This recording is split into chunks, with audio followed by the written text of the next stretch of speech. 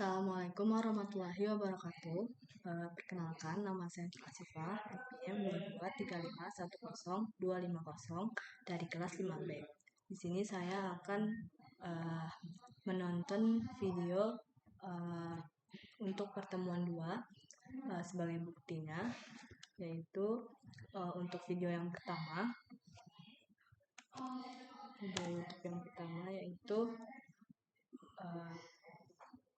Hai, selamat datang di channel Dea Afrizal. Jangan lupa subscribe Dea Afrizal. Kita langsung masuk ke tutorial dasar-dasar bahasa pemrograman JavaScript buat kalian. Video yang pertama yaitu belajar dasar pemrograman JavaScript 1 jam.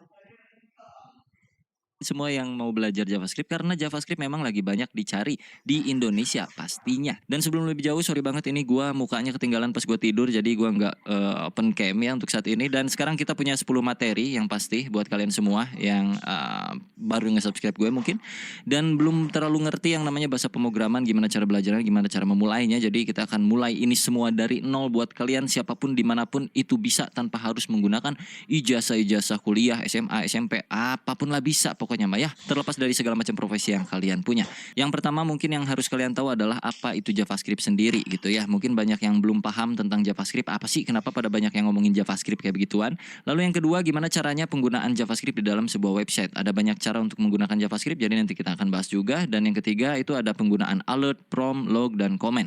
Untuk yang keempat ada variable, gimana cara kita mendeclare variable ataupun mengisi value terhadap variabel itu sendiri. Di poin kelima kita akan belajar tipe data dan juga operator, karena tipe data itu memang banyak sekali. Di berbagai macam bahasa pemrograman itu tipe data memang sangat banyak, termasuk juga di JavaScript bro ya. Ada yang bertipe objek dan ada yang non-objek. Lalu di poin keenam kita akan belajar JavaScript array method, dan di poin ketujuh kita akan belajar bagaimana cara melooping di dalam JavaScript menggunakan for, while, do while, dan apa bedanya antara ketiga hal tersebut.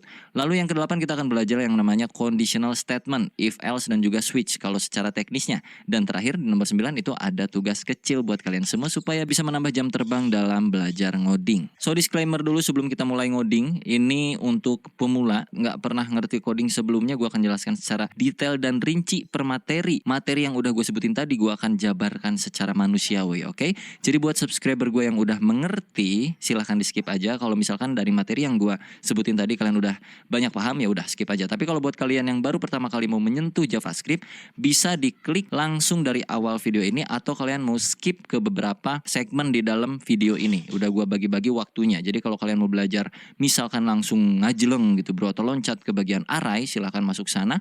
Atau mau full, itu sangat berterima kasih gua, apalagi tanpa skip iklannya, karena disitulah sumber utama penghasilan gua.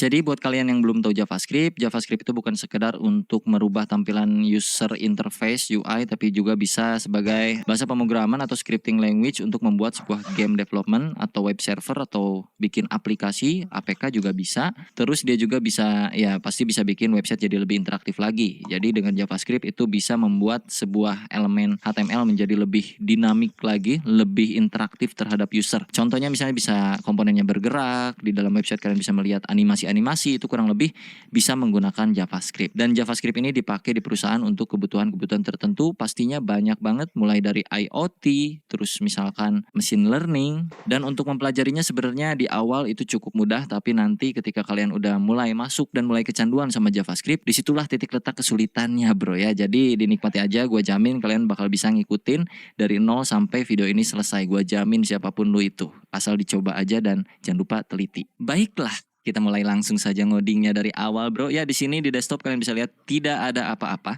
Yang perlu kalian install hanyalah satu biji text editor yang perlu kalian download dulu di Google. Cari saja di Google itu VS Code namanya bro. Download sendiri manual VS Code, download lah pokoknya mah, pilih sesuai dengan sistem operasi yang kalian punya. Kalau kalian punyanya Windows 10 ya download VS Code-nya untuk Windows 10. Kalau Windows 8 ya untuk Windows 8, kalau Windows 7 ya untuk Windows 7 gitu ya. Kenapa VS Code? Ya karena gue seringnya pakai itu dan gue ngertinya pakai itu, lebih senengnya pakai itu, gue nikmatnya pakai itu, jiwanya ada di situ gitu bro ya. Selama gue project gue selalu pakai itu. Intinya mah ikutin aja pakai itu bro ya, karena enak, asik, adem, ayem. Kalau udah pastikan komputer kalian itu punya browser nggak mungkin nggak punya, pasti ada Google Chrome atau Microsoft Edge bawaannya Windows atau browser-browser lainnya. Karena kita cuma bermain satu text editor, yang kedua browser. Udah itu doang untuk belajar JavaScript. Persiapan lainnya adalah kalian siapin kopi dan juga cemilan karena nanti ke depan akan ada seleksi alam sepertinya. Kita langsung saja mulai. Di dalam desktop sini gue akan klik kanan, lalu lu coba pilih yang new dan bikinlah satu folder baru di sini. Namakan ya, kalian lihat di sini ada foldernya. Jangan lihat folder gue yang lainnya karena di sini foldernya banyak folder game anak-anak, oke? Di sini namain aja belajar JavaScript, belajar JavaScript dasar. Gini ya, boleh. Lalu klik 2 kali foldernya.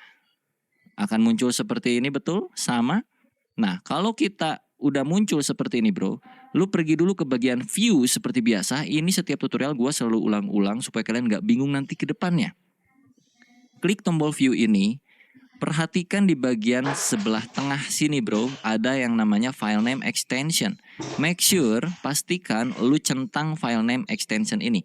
Kalau tidak dicentang, lu akan kebingungan dengan nama file JavaScript yang kalian udah bikin nanti, ya. Ini kalau gua nggak centang, pokoknya bakal bingung. Mending lu centang aja ini, terus kita klik kanan di area folder sini, new text document. Sampai muncul seperti ini. Nah, kalian perhatikan di sini ada titik txt, yang artinya txt itu adalah extension file name-nya. Kalau gua nggak centang ini, titik txt tidak akan muncul.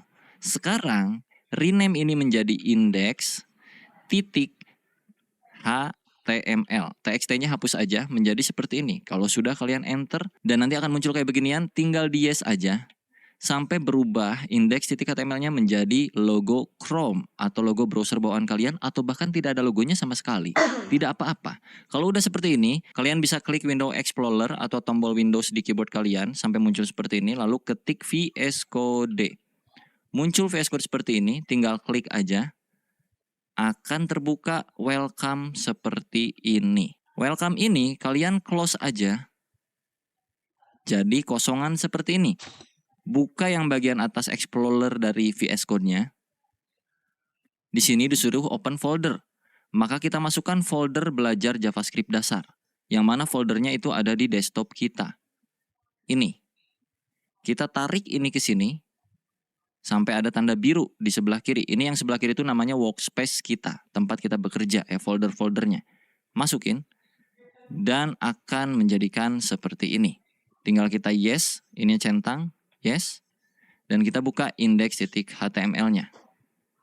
Kosong, belum ada apa-apa, gua perbesar dulu ya. Gua zoom in dengan cara Ctrl plus tombol plus. Nah, plus tombol plus, pusing-pusing lu. Sebelah backspace tuh ada tombol plus kalau kalian mau nge-zoom in ya. Kayak gini tuh. Minus atau plus sekaligus juga ditekan Ctrl di keyboard kalian, dia akan jadi zoom in, zoom out. Right? Tahapan pertama kita coba dulu coding JavaScript-nya sedikit. Dengan cara buka tag HTML yang namanya script. Nih, kalau gue pencet T, lalu gue tutup, dia akan tertutup otomatis kalau di VS Code gue karena gue udah pakai extension. Kalau kalian bingung, jangan dulu pakai itu, biarkan kalian mengetik manual. Ketik aja manual seperti ini adalah syarat supaya kita bisa ngoding JavaScript-nya di dalam sebuah file HTML. Yang mana file HTML itu adalah file untuk bisa kita buka di browser. Script-nya di tengah-tengahnya itu enter dulu aja. Di sini kita coba bikin yang namanya alert. Lalu pakai buka tutup seperti itu ya. Kalau udah pakai string, terus kalian string itu apa yang namanya teh? Quotes. Terus di tengahnya kalian coba ketik aja hello world, standar. Hello world. Lalu kalian save dengan cara Ctrl plus S. Kalau udah buka lagi browsernya. Ini kita klik. Sampai muncul browser seperti ini. Terbuka browsernya dan muncul tulisan Hello World di sini. Kalau udah berarti JavaScript-nya berfungsi. Oke, ini gua akan minimize. Sebenarnya JavaScript ini kan terintegrasi di dalam HTML ya. Bisa kita panggil dengan dua cara untuk penggunaan JavaScript. Yang pertama adalah dengan cara JavaScript di dalam sebuah HTML-nya langsung, atau biasa kita sebut internal JavaScript. Atau yang kedua, kita pisahkan file script-nya di file lain selain HTML, atau yang kita sebut external JavaScript. Untuk memulai ini kita hapus aja, ini cuma permulaan doang. Jadi kita bikin dulu tag HTML seperti biasa. HTML, enter, lalu di dalam HTML selalu ada head. Oke. Lalu di sini selalu ada body. Nah, untuk scriptnya itu kita akan taruh di atas slash body ini. Ya, kita akan pakai internal JavaScript. Di dalam body sini, gua akan pakai script yang kayak tadi lagi. Lalu ditutup. Di tengah-tengahnya gua kasih alert lagi. Hey. Kayak gini. Jangan lupa titik komanya. Untuk di bagian head itu mungkin kita taruh title aja supaya yang penting ada isinya. Title Dea Afriza atau nama kalian. Kalian cuekin warna yang ada di tampilan gua, biarkan ini extension gua ngaco VS Code-nya ya. Pokoknya kalau warnanya beda biarin aja. Kalian coba save dan reload lagi browsernya. Refresh, tombolnya ada di sini. Muncul hey. Oke, berarti script JavaScript internal kita berfungsi. Karena gua nggak mau internal, gue pengennya eksternal. Jadi kita bikin satu file baru di dalam workspace kita sebelah kiri sini. Create aja di sini, ini new file bro, ya, yang ini, klik. Terus kalian bikin yang namanya, contohnya apa ya? Main.js. Main itu artinya utama, bukan main bermain, bukan, tapi utama. Enter aja. Di dalam sinilah script yang akan kita eksekusi, yang akan kita panggil di dalam HTML. Jadi, script yang tadi di dalam HTML, ini bagian tabnya ya, ini main.js, ini index HTML.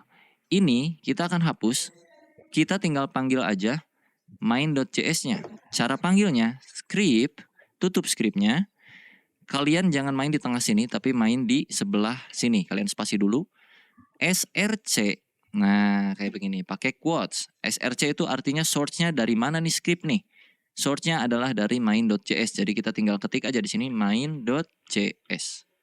Kalau udah di save, supaya tampilan websitenya seenggaknya ada tulisan sesuatu. Jadi kita di sini tulis aja H1 belajar JavaScript dasar.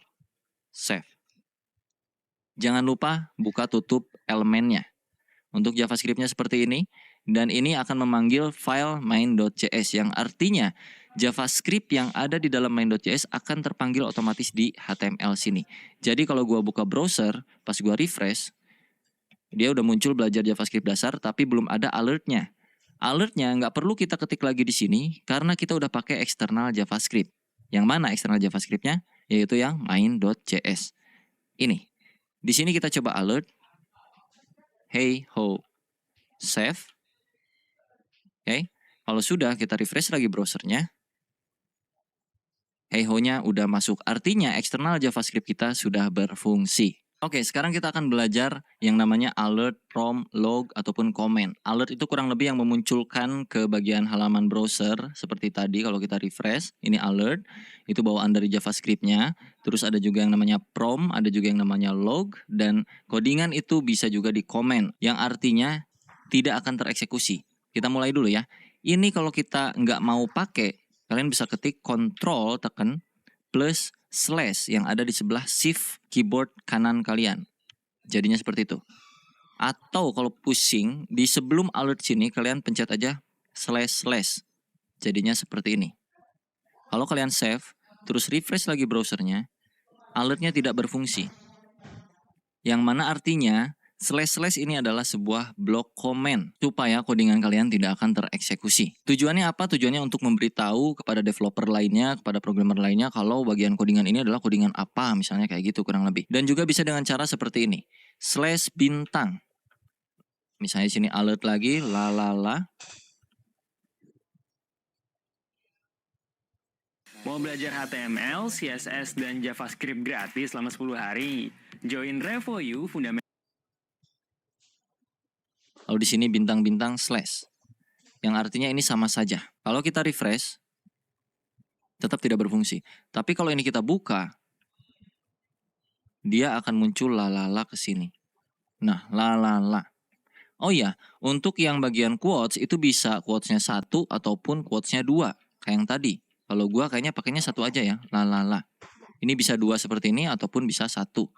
Tapi sekarang kita pakainya 1 aja, nggak usah 2. Untuk alert kurang lebih seperti itu. Jadi semoga kalian paham penggunaan alert itu untuk supaya ada pop-up-nya. Dan yang kedua kita akan pakai yang namanya console log.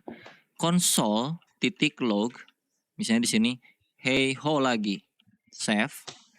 Apa bedanya dengan alert? Si console log ini akan muncul ke halaman yang berbeda, bukan di bagian pop-up. Kalau kalian ini save, jangan lupa Ctrl S ya untuk nge-save ya. Kalau nggak di Ctrl S atau nggak di save itu nggak akan berubah.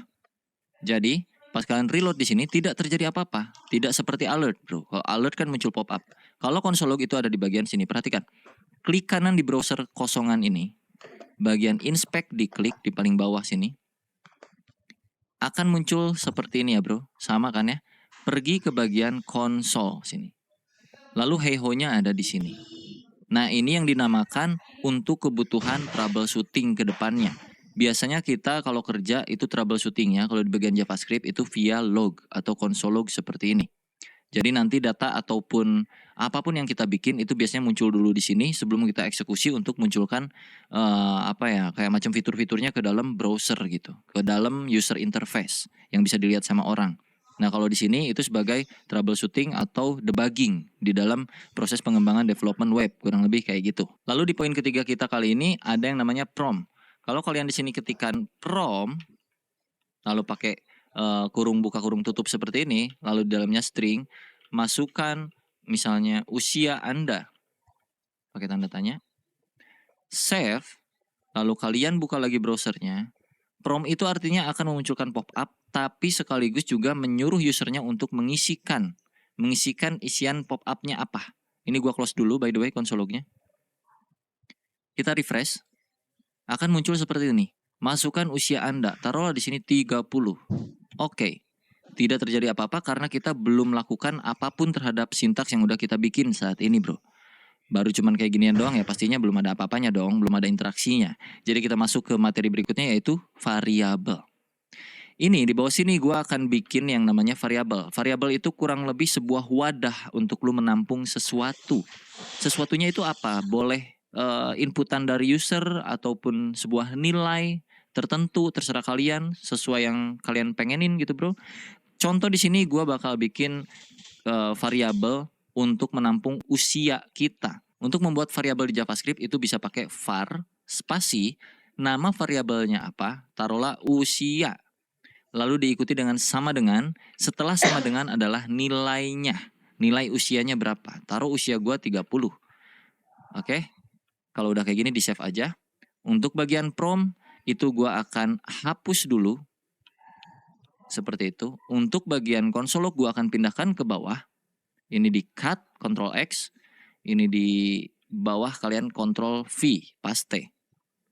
Oke, setelah hey ho, kalian tambahkan di sini sedikit. Hey ho, usia kamu adalah spasi. Di sini pakai plus. Masukinlah variabel ini, usia ke sini. Yang artinya, hey ho, usia kamu adalah plus usia. Maksudnya di sini adalah kita akan mencari tahu nilai dari usia itu berapa sih gitu. Makanya dipanggil di console log, usia kamu itu berapa? Yang mana di sini nilai usia adalah 30. Maka nanti ke konsol akan muncul, hey ho, usia kamu adalah 30 gitu. Kita coba ya. Save, terus pergi ke browser, refresh, inspect elemen lagi, terus pergi ke bagian konsol. Kalau nggak muncul, ini ada di bagian sini, konsol. Hey ho, usia kamu adalah 30. Artinya variabel usia berhasil dibuat, bro. Ini usia udah berfungsi dengan variabel bernilai 30. Nah, untuk bikin variabel itu ada banyak cara. Yang pertama bisa pakai var untuk menampung variabelnya atau menggunakan cons untuk menampung variabel juga sama. Con x misalnya sama dengan 1 dan juga ada let. Let y sama dengan 2, misalnya kayak gitu. Perbedaannya adalah kalau cons itu nilai ini nggak bisa diubah-ubah sama sekali. Kalau let itu sama kayak var. Let itu nilainya bisa berubah. Cons itu kayak konstanta. Kalau let itu kayak biarinlah. Ya kan bahasa Indonesianya let tuh biarinlah. Mau diubah juga bebas. Kita kasih contoh, bro. Ini gue hapus lagi semua. Kita coba pakai cons sama dengan cons usia sama dengan 30. Kita save, kita refresh lagi browsernya, masih sama hasilnya. Lalu kalau misalkan kita assign lagi nilai baru terhadap variabel ini, yang mana variabel itu bisa ditimpah nilainya. Ini nilai awalnya adalah 30, terus kita timpah usia sama dengan 35, save. Ini akan terjadi error karena usia sudah fix nilainya, bro. Dengan variabel bertipe konstanta ini, 30-nya tuh udah fix, nggak bisa diubah-ubah. Jadi ketika kita mau kasih tahu bahwa di baris keempat itu usia harus diubah menjadi 35 yang tadinya 30, itu nggak akan bisa. Kalau kita save, terus kita reload lagi browsernya, maka akan terjadi error seperti ini. Assignment to constant variable. Itu nggak bisa, karena variabelnya bertipe konstan, kurang lebih kayak gitu. Tapi kalau kita ganti constnya jadi let, alias biarkanlah usia itu awalnya 30, sisanya serah lu. Mau ganti usianya jadi 35, berapapun itu serah. Kalau kita save, terus kita reload, maka usia kamu adalah 35. Loh bang, 30-nya kemana? Aturannya begini bro, karena ini interpreted ya bro, disebutnya tuh interpreted. Artinya, dia akan mengeksekusi satu persatu kode dari atas ke bawah. Pertama, kode ini akan dieksekusi nih, let usia sama dengan 30. Lalu yang kedua, variabel usia itu diganti nilainya jadi 35. Dan di sini console log usia, yang mana usianya adalah nilai usia terakhir itu berapa akan kita munculkan di sini. Yang terakhir kan 35. Karena dia ada di baris keempat, sedangkan let usia 30 itu ada di baris ketiga. Jadi nilai terakhir dari variabel usia adalah 35. Sehingga muncul ke bagian konsol itu juga 35. Bagaimana tentang variabel? Cukup mudah bukan? Lalu kalau udah kayak gini kita coba combine semuanya. Misalkan ini kita nggak mau pakai console log atau biarinlah console lognya di sini, terus kita tambahin lagi di bawah itu bisa. Pakai misalnya alert usia, save. Jadi pas kita refresh browsernya 35. Oke? Kalau di konsol itu tetap hey ho usia kamu adalah 35. Nah, kalau pengen misalkan kayak yang di konsol ada tulisannya sama aja. Di sini lu kasih kayak begini, tambahin plus juga. Di sininya lu kasih aja kayak macam usia kamu adalah save. Reload lagi, usia kamu adalah 35, betul? Kalau pengen kita combine lagi dengan yang namanya prom, jadinya seperti ini. Kita hapus semua ini, oke. Kita bikin sebuah variabel untuk menampung prom. Ini agak bermain logik dikit buat kalian yang baru pertama kali mulai bahasa pemrograman. Tadi udah gue ajarin basicnya, sekarang kita bermain pola pikirnya. Karena kita bisa menampung sesuatu di dalam sebuah variabel, artinya prom yang tadi, prom ini, ya kayak gini, berapa usia kamu? Kalau kita save, kita reload, kan dia suruh mana ya? Loh kok kagak muncul ya? Oh kurang T, sorry, ini kurang T, prompt. Kalau kita save, terus kita reload, berapa usia kamu? 33. Nah gue pengen setelah usernya menginputkan usianya berapa, gue pengen sistemnya bakal munculin pop up usianya tuh berapa sebenarnya, ya. Jadi artinya prom ini kita masukin aja ke sebuah variabel. Di sebelah kiri kita bikin dia let usia sama dengan kayak yang tadi ya bro. Nah daripada kita mengetikkan secara manual di sini usianya 30, gue pengen tuh user aja yang ngetikin usia lu berapa. Ntar dijawab sama sistem usianya sebenarnya berapa kayak gitu kurang lebih. Di sini tinggal kasih alert aja. Usia Anda adalah plus usia, sama aja kurang lebih, cuman kita masukin prom ke dalam sebuah variabel. Kalau udah di save, terus kalian reload lagi browsernya, berapa usia kamu? Taruhlah 45. Kalau oke, muncul alert usia Anda adalah 45. Berhasil teman-temanku? Oke, kita lanjutkan. Untuk yang ini gua akan hapus dulu. Bagian ini juga gua hapus. Kita akan coba cari tahu tipe data di JavaScript itu ada apa aja. Tipe data itu kurang lebih value dari sebuah variabel tuh bernilai apa, jenisnya. Contoh, let x, let nama sama dengan, pakai kutip seperti ini, Dea Afrizal. Terus kalian bikin lagi di bawahnya, misalnya let usia sama dengan 30. Oke, terus kalian gabungkan di dalam sebuah console log menjadi seperti ini, atau alert boleh. Nama Anda adalah plusnya di luar, nama, plus lagi, dan usia Anda adalah plus lagi usia. Kalau di save menjadi, nama Anda adalah Dea Afrizal dan usia Anda adalah 30. Oke, nama ini bertipe string. Gue akan kasih komentar di sini. Tipe string. Usia berarti tipenya adalah integer atau number. Integer number. Karena dia angka. Untuk angka itu nggak perlu pakai string seperti ini. Kutip atau quote seperti ini nggak perlu. Karena dia bertipe angka. Misalkan gue punya tinggi badan. Let tinggi badan Nah, kalau dua kata seperti ini, dua suku kata. Kata kedua itu gua huruf besar biasanya, atau ini tuh di bahasa pemrograman disebutnya camel case sebutnya ya. Jadi kata pertama itu huruf kecil semua, terus untuk kata keduanya itu awalan dari kata keduanya itu kapital. Tinggi badan itu misalkan gua pengen ada komanya. Nah, koma di dalam JavaScript itu bukan pakai koma di keyboard, tapi pakai titik. Jadi misalnya tinggi badan gua 173.5 cm kayak gitu. Ini biasanya tipe double disebutnya atau float kayak gitu. Sebenarnya lebih kompleks lagi nanti kalau kita bahas double dan juga float karena ada batasan-batasan tertentu. Tapi untuk saat ini kita cukup ketahui dulu bahwa ini adalah sebuah koma dengan menggunakan titik di keyboard kita, bukan pakai koma ya.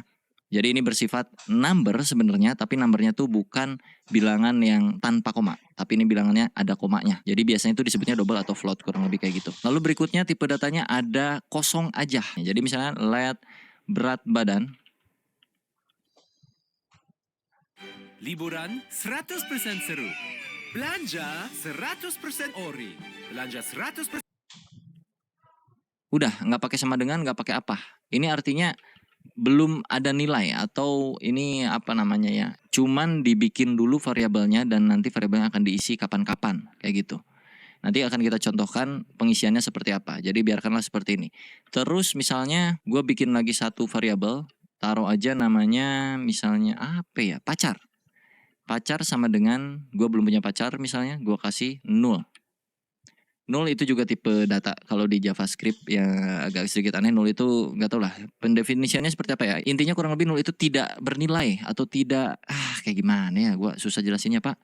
0 itu kosong lah kurang lebih kayak gitu ya, nggak ada apa-apanya gitu. Nah, daripada kita memunculkan semua data ini dengan cara plus seperti ini, gue akan hapus ini dan kita bikin dengan cara yang agak sedikit mudah.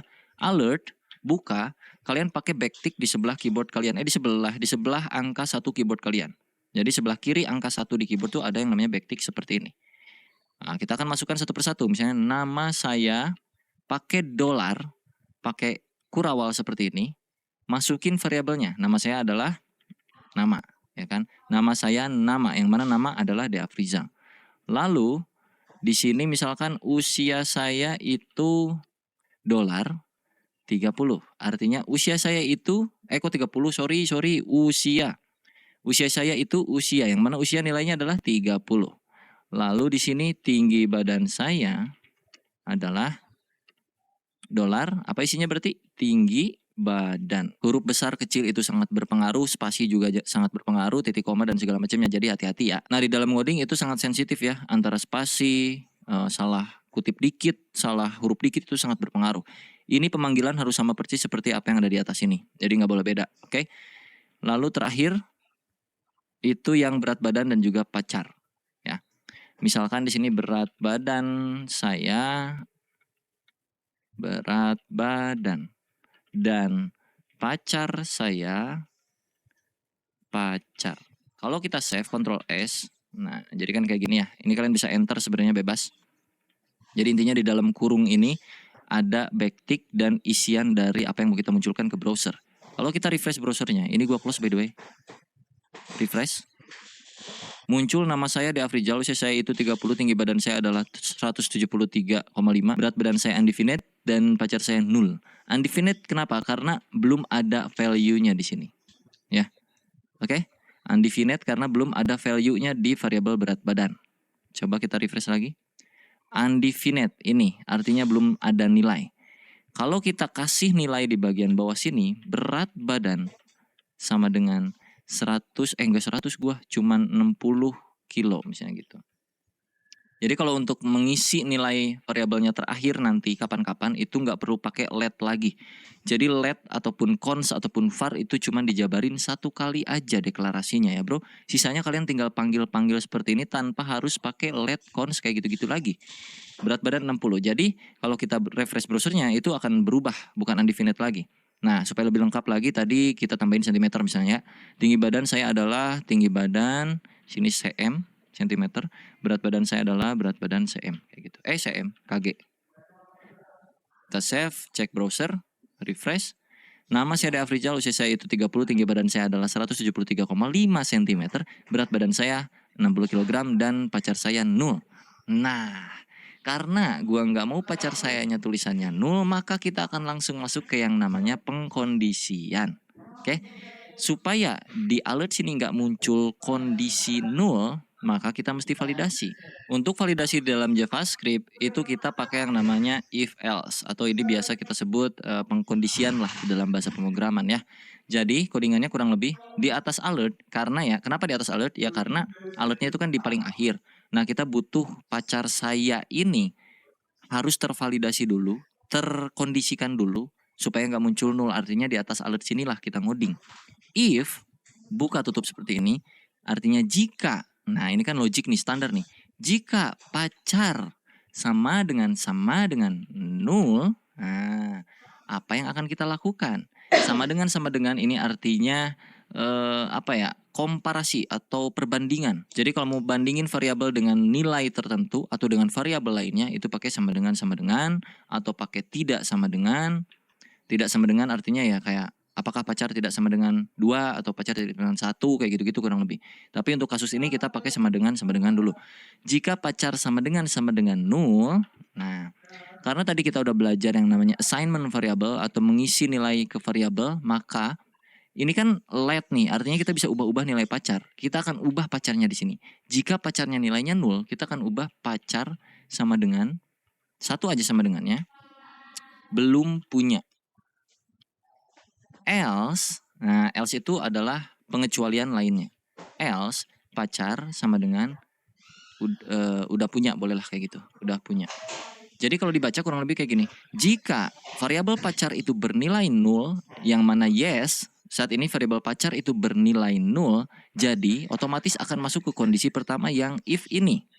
Ya, karena kondisi dari variabel pacar memang nilainya adalah 0. Jadi pacar akan diganti nilainya menjadi belum punya. Yang tadinya 0 jadi belum punya.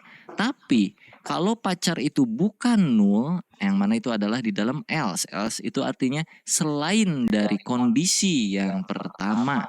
Kondisi pertamanya kan pacar sama dengan 0. Tapi selain dari kondisi tersebut, eksekusi yang ini. Yang mana pacar akan diubah menjadi udah punya. Kalau kita save, maka pacar saya yang tadinya 0 akan berubah menjadi belum punya. Kita coba refresh browsernya. Lihat ini. Pacar saya belum punya. Betul? Kalau misalkan gue ganti di sini bukan 0, taruh aja gue punya pacar 1. Maka kalau gue refresh lagi browsernya, dan pacar saya udah punya. Kayak gitu ya. Kenapa udah punya? Karena di sini masuk ke kondisi yang else. Selain dari kondisi yang pertama. Ketika statement pertama atau kondisi pertama tidak terpecahkan alias tidak matching, tidak sama, tidak cocok, maka akan masuk ke yang else. Else itu artinya selain dari kondisi-kondisi yang ada. Dan ada jenis pengkondisian yang lainnya bisa pakai yang namanya switch. Nah, ini kan if else. Kalau kita mau pakai switch, ini gua komen dulu ya. Ini block control slash. Lalu gue bikin di sini switch. Kayak begitu, bro. Buka tutup, kurawal, enter. Diikuti dengan case dan juga break. Case di sini nanti bakal pakai titik 2, jadi tunggu aja. Untuk switch yang di dalam buka tutup ini, apa sih yang mau kita compare? Yang mau kita compare adalah pacar. Seperti itu. Pacar. Nah, case adalah kasusnya. Pacar adalah statementnya. Jika pacar dengan perilaku seperti apa di sini, misalnya gitu ya. Jika pacar case-nya 1, nah, titik 2, apa yang akan dilakukan? Contoh di sini gue akan melakukan replacement lagi. Pacar diganti jadi punya 1 aja. Lalu, kalau ada case berikutnya, kita bikin di bawah break sini, case 2. Kalau pacarnya 2, apa yang akan kita lakukan? Pacar akan kita replace dengan punya pacar 2. Aku cukup playboy. Gitu. Lalu kita break lagi di sini. Lalu di sini ada kondisi default. Default. Wow, Manage WordPress Hostinger. Punya 3 fitur fantastis untuk website. Break. Titik 2. Defaultnya pacar sama dengan belum punya pacar.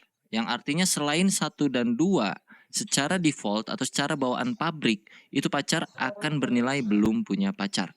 Tapi kalau pacarnya bernilai 1, yang mana sekarang kan pacarnya bernilai 1 nih, maka akan diganti pacarnya jadi punya 1 aja. Yang tadinya number diganti jadi string seperti ini ya, tipe datanya. Lalu di break artinya ya udah gitu, statement 1 kelar. Lanjut ke statement 2. Kalau pacarnya punya 2, yang mana sekarang nilainya bukan 2, jadi nggak akan masuk sini sebenarnya. Tapi kalau andai kata dia 2 nilainya, maka akan masuk ke sini. Replacement variabel pacar menjadi string dengan isian nilai punya pacar 2, aku cukup playboy. Dan kondisi standarnya jika tidak memenuhi nilai 1 dan nilai 2, maka kondisi default dari pacar adalah bernilai belum punya pacar. Kalau kita save, kita reload lagi browsernya.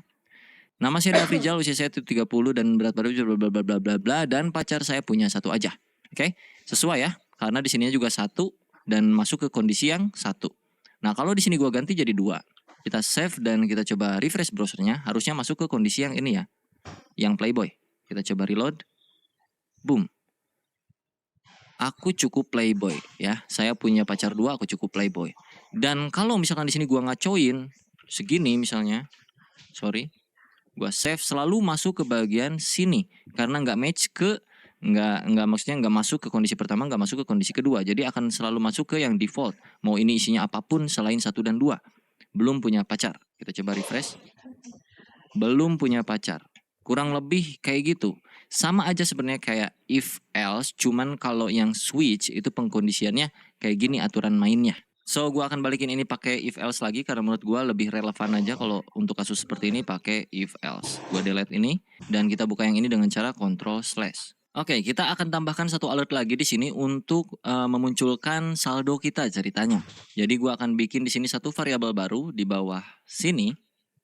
Let saldo awal sama dengan misalkan gue punya duit 50.000. Let saldo tambahan sama dengan 3 atau 80.000. Oke. Lalu gua akan bikin alert baru di sini untuk memunculkan saldo awal dan saldo tambahan. Pakai backtick lagi. Saldo awal saya sebesar, pakai dolar kurung kurawal saldo awal. Dan saldo tambahan yang akan saya miliki sebesar dolar kurung kurawal saldo tambahan. Save dulu. Jadi kita punya 2 alert dan kalau udah di save kita cek lagi browser. Alert pertama itu akan muncul duluan seperti yang tadi. Lalu pas di OK akan muncul alert kedua. Saldo awal saya sebesar 50.000 dan saldo tambahan saya yang akan saya miliki sebesar 80.000. Kalau kita OK berakhir. Nah, kita tambahin dulu RP di sini biar agak enak ya. RP titik dan juga RP titik sebelah sini biar lebih relevan. Refresh. Oke. Saldo awal saya sebesar 50.000 dan juga saldo tambahan sebesar 80.000. Gua pengen di sini kita tambahkan jadi total saldo yang saya miliki adalah sebanyak sebanyak titik-titik gitu ya. Titik-titiknya gimana caranya? Kita akan bermain yang namanya operator di sini, Bro. Untuk tahu berapa totalnya berarti kan tinggal ditambahin aja. Nah, cara menambahkannya kita bikin dulu 1 variabel penampung nilai akhir dari saldo kita. Kita akan pakai cons di sini. Nilai saldo akhir sama dengan saldo awal ditambah saldo tambahan. Artinya variabel saldo akhir adalah sebuah rumus. Rumusnya adalah saldo awal ditambah saldo akhir. Kayak Microsoft Excel, bro. Kurang lebih kayak gitu. Kalau di save, jadi di sini sebanyaknya adalah sebanyak RP titik panggil kurung kurawal saldo akhir. Kalau udah di save, kita cek lagi ya ke browser. Refresh. Oke. Dan saldo akhir yang saya miliki adalah sebanyak 130.000 rupiah. Sudah sesuai. Apakah kalian berhasil? Oke, kita akan lanjutkan lagi. Misalkan di sini kalian punya hutang Jadi kita akan bermain yang namanya operator ya kan, plus, minus, kali, bagi, kayak gitu-gitulah standar. Sebenarnya kalau di codingan untuk level yang saat ini nggak begitu rumit. Jadi taruhlah di sini kalian punya hutang, cons hutang sama dengan kalian punya hutang misalnya 30.000 dah. 30.000. Artinya saldo akhir itu apa? Saldo awal ditambah saldo tambahan dikurangin hutang. Betul? Kurangin hutang. Jadi mestinya 5 plus 8 kan 13 nih, dikurangin 30.000 jadinya 10.000, harusnya 100.000 terakhir ya kan. Kita coba reload lagi browsernya. Reload yang kedua. Nih, jadi saldo yang saya miliki adalah sebanyak 100.000 rupiah karena ada hutangnya. Kalau misalkan pengen kali-kalian ya udahlah kalian bikin lagi aja di sini misalnya cons X sama dengan 3, cons Y sama dengan 5, cons Z sama dengan X dikali Y. Misalkan kayak gitu. Untuk memunculkan Z-nya berarti tinggal di sini alert Z. Atau kalau pengen lebih bagus lagi ya kayak pakai backtick lagi tadi gitu bro. Misalkan nilai X sama dengan X. Dan nilai Y sama dengan Y. Maka hasilnya adalah Z. Ya. Nilai X sama dengan X dikali nilai Y sama dengan Y, maka hasilnya adalah Z. Kalau kita save, alert pertama itu akan muncul yang ini, sisanya sama aja kayak tadi. Pas kita reload, nilai X sama dengan 3 dikali nilai Y sama dengan 5, maka hasil akhirnya adalah 15. Kalau dibagi, ini kita bagi, misalnya X dibagi Y. Taruhlah X-nya 9, Y-nya 3. Jadi kalau kita save, otomatis ini ganti dulu nih. Tadinya kali jadi dibagi. Nilai X dibagi nilai Y, maka hasilnya adalah kita refresh. Nilai X sama dengan 9 dibagi nilai Y sama dengan 3, maka hasil akhirnya adalah 3. Kalau misalkan ininya 2 gimana kan 9 bagi 2 susah tuh 4,5. Munculnya apa di sini? Kita coba aja save gitu bro. Reload lagi browsernya. Nah, nilai X sama dengan 9, nilai Y sama dengan 2, maka hasil akhirnya 4,5. Berubah tipe datanya yang tadinya integer menjadi float atau double atau desimal gitu kurang lebih ya, walaupun sebenarnya sama-sama aja masih number juga, number. Oke, karena ini udah mulai mumet, kita hapus semuanya, ingat-ingat aja atau kalian playback videonya ulang lagi ke belakang. Kita akan belajar ke tahapan berikutnya yang namanya array, variabel bersifat array. var mah jadul ya, jadi var itu udah nggak terlalu dipakai sekarang di JavaScript, disebutnya udah deprecated gitu ya bro, dan sekarang itu diganti ke let jadinya untuk standarnya. Kok cat sih, let. Dan cons ya, let dan cons. Taruhlah di sini kita punya let nama guru sama dengan untuk array itu kita pakai kayak beginian, siku-siku. Di dalam array itu bisa menampung banyak nilai. Ya, jadi satu variabel array itu bisa menampung nilai berjumlah banyak. Nilainya mau apapun bebas. Taruhlah nama guru pertama adalah Jody. Ya, pakai quotes dulu seperti biasa di dalam siku ya. Setelah quotes itu pakai koma, artinya ini adalah nilai kedua dari variabel nama guru. Yang pertama Jody, yang kedua bunga, lalu koma lagi, spasi, quotes lagi. Misalnya ini siapa? Rahman. Dah 3 biji aja dulu. Lalu kalau kita alert nama guru. Save, reload lagi browsernya, refresh, Jody, bunga, Rahman. Oke? Array itu selalu kaitannya sama siku-siku. Jadi kalau misalkan kita mau manggil array yang ke pertama ini, Jody, maka di sini kita pakaiin siku seperti ini.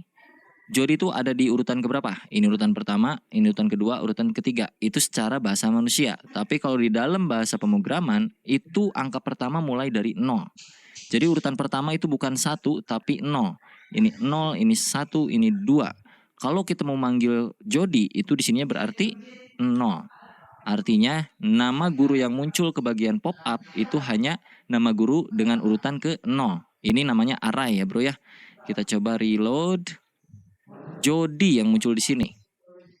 Kalau kita pengen Rahman berarti kita harus tahu urutannya. Jody, bunga, Rahman. Rahman bukan ketiga bro, tapi kedua. Karena dari sini kan 0, 1, 2. Jadi di sininya pakai 2 seperti ini. Save. Kita reload lagi. Pew. Rahman. Kalau bunga berarti dia ada di nomor 1. 0, 1, 2. Save. Kalau kita reload, bunga. Berhasil ya. Nah, kalau kita mau tambahin isi arraynya itu kayak gimana? Bisa di sini kayak gini lagi atau kita bisa tambahkan di luar. Contoh, di sini gue pengen nama guru itu bertambah dari tadinya 3, sekarang kita tambahin beberapa biji, 2 misalnya. Jadi kita ketik aja nama guru titik push, yang artinya push itu untuk masukin nilai baru ke dalam sebuah variabel array. Nah, push ini push kemana? Push ke nama guru. Masukin di sini string secara langsung, taruhlah kita akan memasukkan Dea. Dan juga kita akan memasukkan Fikri. Kalau kita save, jangan lupa pemanggilannya kita munculin semua dulu. Supaya memastikan bahwa Dea dan Fikri masuk ke dalam list nama-nama guru. Karena kita udah push lewat metode ini. Kita save dan reload browsernya. Sekarang sudah bertambah Jody, Bunga, Rahman, Dea, Fikri. Kalau kita mau hilangkan nilai pertama di dalam array ini, urutan ke-0 ya, urutan pertama atau indeks ke-0, itu disebutnya, urutan tuh disebutnya indeks kalau di bagian looping lagi. Kalau di bagian apa nih namanya teh? Array. Jadi indeks ke-0 itu Jody akan kita hapus dengan cara seperti ini. Nama guru .shift, yang artinya Jody akan hilang. Sekarang kita reload lagi. Bunga, Rahman, Dea, Fikri. Jodinya sudah hilang. Betul? Kalau misalkan yang terakhir pengen dihilangkan, si Fikri ini kan yang terakhir nih. Kalau kita mau hapus, berarti pakai di sininya nama guru .pop untuk menghapus yang terakhir. Jadi kalau menghapus yang awal itu shift, kalau menghapus yang akhir itu pop. Kalau kita reload, sekarang cuma ada Bunga, Rahman, dan Dea. Bunga, Rahman, dan Dea. Kita juga bisa menggunakan metode lain untuk membuat array. Contohnya misalkan kita punya variabel yang nilainya masih kosong arraynya. Let nama guru sama dengan kosong seperti ini. Lalu kita isi di luar. Nanti isinya misalnya kayak gini. Nama guru indeks ke-0 atau urutan pertama itu siapa? Misalnya Dea. Nama guru urutan ke-2 atau indeks ke-1 itu misalkan Fikri. Lalu kalau kita alert nama gurunya, maka yang terjadi adalah kalau kita refresh, Dea dan Fikri. Jadi sama aja kayak tadi, tapi ini karena kebetulan nama gurunya itu bersifat let, artinya bisa ditimpah lagi nilainya. Jadi yang awalnya nilainya kosong itu kita isi dengan cara seperti ini. Yang artinya nama guru di urutan pertama itu diisi dengan Dea, nama guru di urutan kedua alias indeks 1 itu diisi dengan nilai Fikri. Kalau misalkan kita mau hapus lagi nilai pertama itu sama aja nama guru titik apa tadi? Shift. Jadi Dea bakalan hilang. Refresh. Fikri doang tersisa. Kalau pengen hapus Fikri berarti pop. Kayak gitu. Refresh, sisa Dea. Kurang lebih kayak gitu, bro. Oke, sekarang kita akan hapus ini semua karena kita akan belajar yang namanya looping. Yang pertama kita akan belajar yang namanya for loop. Jadi looping ini untuk mengulang sesuatu berkali-kali. Kita contohkan dulu kalau tanpa for loop ya. Misalkan di sini gue punya alert atau punya console log deh. Kita main console log sekarang. Nama saya Dea. Oke, save. Terus kita buka browser. Bagian inspect element kita cek kalau console log seperti biasa. Pergi ke sini. Nama saya Dea. Nah, kalau gue pengen nama Dea-nya muncul 3 kali, 1, 2, 3 dengan cara copy paste aja gitu bro ya. Ini di blok, Ctrl C, Enter, Ctrl V. Enter lagi Ctrl V, enter lagi Ctrl V. Untung nggak salah nyebut anjir. 1, 2, 3, 4. Sebanyak 4 kali karena dia terlooping sebanyak 4 kali. Kita coba reload. Ya kan? 1, 2, 3, 4. Nah, kalau dengan for kita nggak perlu capek-capek ngetik satu persatu seperti ini. Oke, jadi tahapan pertamanya adalah kalian ketikkan for yang artinya tuh untuk melooping ya. Yang artinya kita akan mengulang data sebanyak sekian kali terserah kita maunya berapa. Jadi tahapannya ada 3 biji statement yang harus kalian tulis di sini. 3 statement. Statement pertama itu ya udah langsung aja sini ya. Kita bikin satu variabel. Statement pertama itu untuk initialisasi variabel. Jadi taruhlah di sini ada variabel bernama i dengan nilai awal sebanyak 1 atau 0. Nilai i awal tuh 0. Titik koma. Lalu statement keduanya adalah perkondisiannya. I akan berhenti ketika kapan? I akan berhenti jika I kurang dari sama dengan 10 misalnya, titik koma. Lalu apa yang akan kita lakukan? Di sini adalah I sama dengan I plus 1. Contohnya seperti ini. Lalu pakai kurung turawal. Ntar gue bacain deh kayak gimana keterangannya ya. Dan di sini kita akan melooping console.log sebanyak berapa kali di sini? 10 ya. Dengan isian Dea Afrizal. Jadi kalau ini dibaca kurang lebih variabel pertama itu i bernilai 0 di awal kali sebelum ini terlooping. Lalu jika I-nya kurang dari 10, maka apa yang akan dilakukan? I-nya akan ditambahkan nilai I ditambah 1. Yang artinya misalkan nih ya, 0 terus akan terlooping sekali, berarti 0-nya plus 1 jadi 1. Lalu 1 akan lanjut lagi menjadi 1 plus 1 jadi 2. 2 akan dilanjut lagi jadi 2 plus 1 jadi 3 sampai mencapai ke kondisi yang ada di tengah sini, statement kedua. Yang mana statement kedua adalah kondisinya. Jadi I akan berhenti kalau nilai I-nya itu kurang dari 10. Sorry kalau kayak gini, berarti kalau kita baca itu nilainya nggak akan sebanyak 10 tapi sebanyak 11 karena di sini mulainya dari 0. 0 sampai ke 10 itu akan jadi 11 ya nggak? 0, 1, 2, 3 lu hitung deh, itu bakal 11 nilainya. Tapi kalau di sini yang 1 sampai ke kurang dari sama dengan 10, artinya dia akan mencapai 1, 2, 3, 4, 5, 10, berarti 10 biji DA Frijalnya. Jadi kalau kita save dan kita reload, ini akan muncul sebanyak 10 kali. Nah, 10 DA Frizal. Kalau misalkan ininya 20, maka ini akan berubah jadi 20.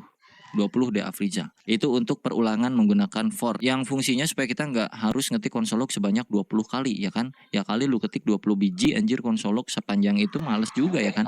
Jadi mending di looping aja sebanyak ini gitu kurang lebih bro.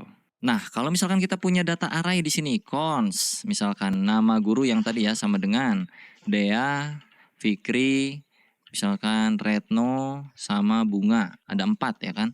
Terus kita konsolog ini, taruhlah ini gua komen dulu, gua konsolog nama gurunya di sini, konsol.log nama guru. Yang muncul ke bagian konsol akan menjadi seperti ini ya, 0, 1, 2, 3. Nah, sedangkan nanti ketika kalian kerja itu kasusnya nggak akan kayak gini, pasti harus di mapping disebutnya tuh. Nah, salah satu cara mappingnya tuh bisa dengan banyak metode pastinya, tapi bisa juga pakai for. Kalau pakai for artinya begini. Ini gua hapus dulu konsolnya. Kita buka lagi for-nya. I itu pertama bernilai 1, lalu I kurang dari 20. Nah, ini 20-nya kita ganti nih supaya kita bisa mapping data ini sebanyak jumlah data yang ada di array sini. Nah, untuk mengetahui jumlah data yang ada di array sini, kita konsolog dulu di sini, konsol.log nama guru.length. Yang artinya supaya kita bisa tahu jumlah panjang data dari sebuah array. Oke, kalau kita reload maka ada 4 nih jumlah datanya. Nah, supaya dinamis, 20 ini kita ganti jadi nama guru.length, titik length. Nama guru titik length. Kayak gitu. I sama dengan I plus 1 atau kita bisa ganti dengan cara I plus plus. I plus plus itu artinya I sama dengan I plus 1. Penulisan di sebuah codingan ya, biar lebih sederhana pakai I plus plus. Untuk bagian konsolog kita bisa hapus aja. Nah, lalu kita konsolog di sini nama gurunya. Ini hapus isiannya. Nama guru dalam kurung alias siku-siku gitu karena kita mau memapping datanya sebanyak I. Ya, sesuai dengan apa yang ada di dalam sini. Kalau kita reload maka Fikri, Retno, Bunga, undefined. Undefined itu siapa? Dea. Kenapa? Karena mulainya dari 1 bukan dari 0. Jadi kita mulai dari 0. Kalau kita reload maka Dea, Fikri, Retno, Bunga. Ini undefined apa? Karena kita pakai sama dengan di sini. Jangan pakai sama dengan. Kita reload. Dea, Fikri, Retno, Bunga. Aman muncul di sini. Kalau dibaca kurang lebih kayak begini bro. Pertama, nilai I atau urutan itu 0 ya kan. Terus I akan di looping sebanyak jumlah data yang ada di sini.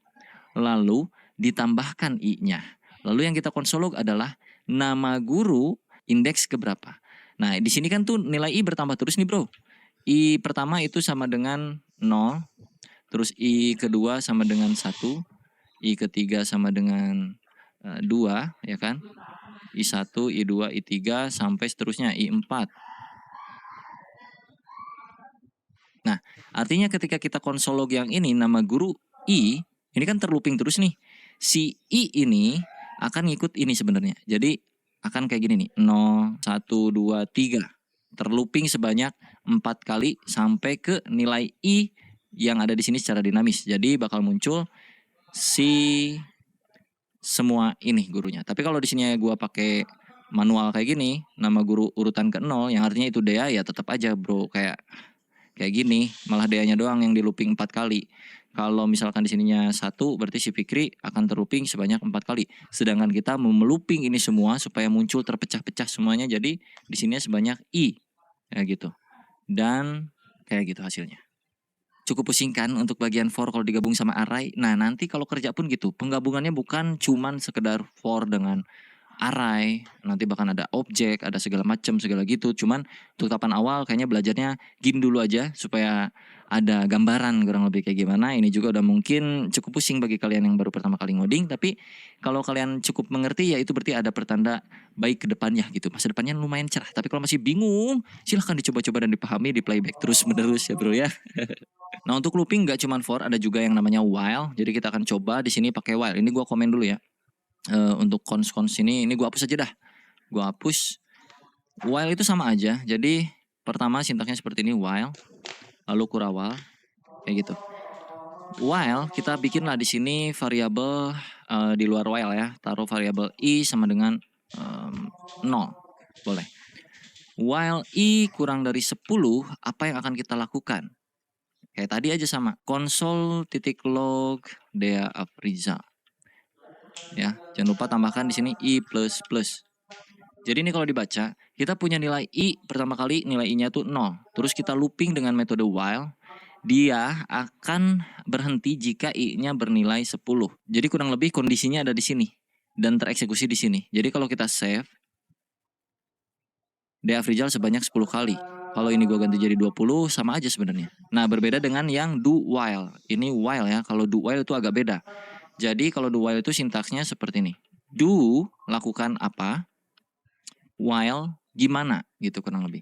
Jadi do lakukan dulu misalnya console.log Dea Afrizal, while i sama dengan kurang dari 10. Taruhlah. Ini while yang ini gue hapus ya. Ntar kita bakal tahu bedanya apa. Jangan lupa ditambahkan di sini i++. Sorry di sini. Lakukan penambahan nilai i yang tadinya 0 sampai i-nya bernilai kurang dari 10 yang tadinya 0. Bedanya kalau do itu akan dilakukan dulu, dieksekusi dulu sekali ini penambahannya, baru dia akan mencari kondisinya. Kalau yang while dia akan mencari kondisinya dulu baru mengeksekusi. Tapi kalau yang do itu dia eksekusi dulu 1 kali di sini baru ngecek ke kondisi. Jadi kalau kita reload itu masih sama aja kayak gini. Cuman kalau kondisinya nggak matching nih ya, taruh di sini 10 ya.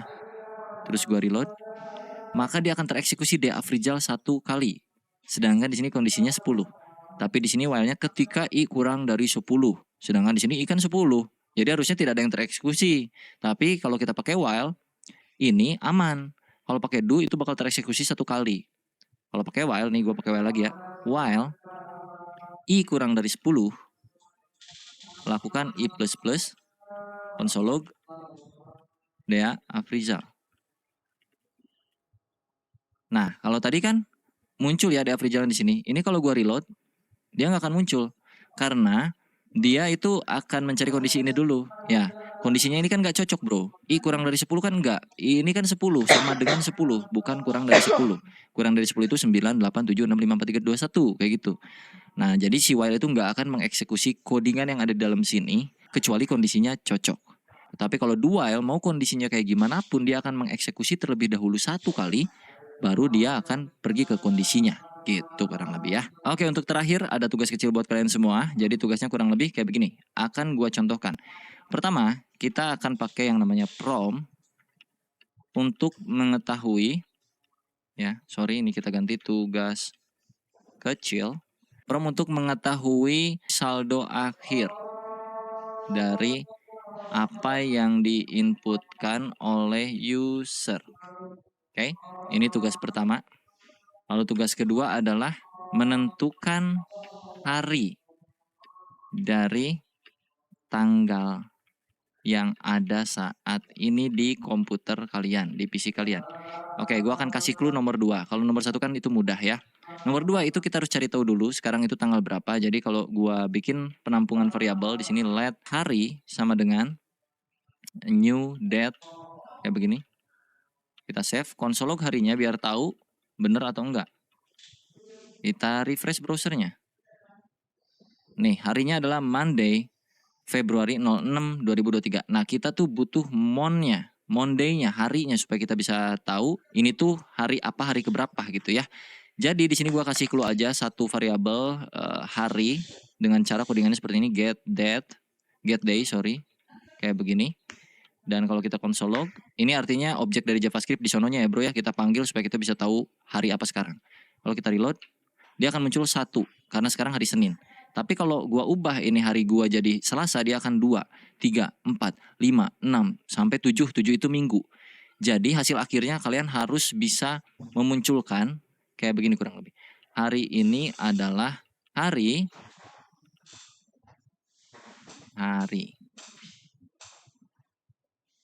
Hari ini adalah hari 1. Nah, satunya ini ganti jadi Senin. Ya, kalau 2 berarti jadi Selasa. Kalau 3 jadi Rabu, kayak gitu-gitu. Ini mau console log, mau alert juga boleh. Terserah kalian. Tugasnya kurang lebih itu aja untuk kalian. Silahkan diulik semuanya.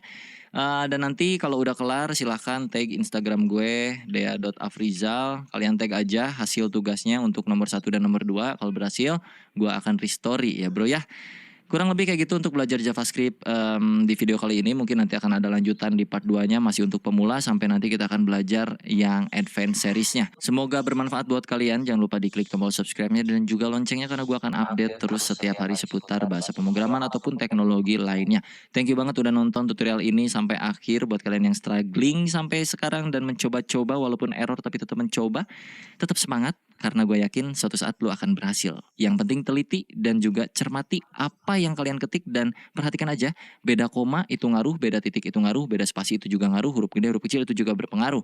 Jadi silahkan di troubleshooting sendiri. Semoga bermanfaat. Sampai jumpa di lain waktu. Semoga harimu menyenangkan. Salam God bless. Kurung Kurawal. Bye bye.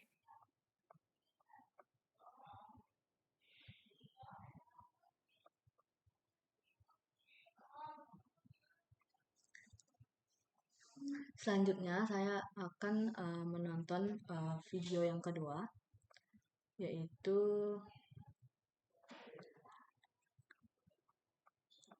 yang tentang DOM ini.